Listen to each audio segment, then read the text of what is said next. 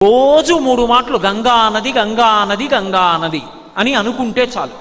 అలా పడుకోబోయే ముందు లేచే ముందు ఒకసారి గంగని స్మరించిన వాడు ఎవరుంటాడో అటువంటి వాడి యొక్క మహాపాతకములను కూడా గంగ తీసేస్తుంది. గంగ పరమశివుడి తల మీద పడేటప్పుడు అహంకరించింది. ఈయనంతటి వాడు ఈడ్చవతల పారేస్తానంది. అదే గంగ తన తప్పు దిద్దుకోవడం ఎలా అనుకుందిట.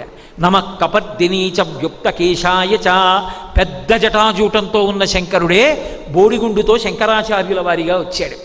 శంకరాచార్యుల వారిగా కాశీపట్టణానికి శంకరులు వస్తుంటే గంగ కెరటాలు ముందుకొచ్చేట. ఆనాడు నీ శక్తి తెలుసుకోలేక అహంకరించి నెత్తి మీద పడ్డా, ఈనాడు నీ కాళ్ళ మీద పడతానని కెరటాలు ముందుకొచ్చేన కాళ్ళు కడిగేయట.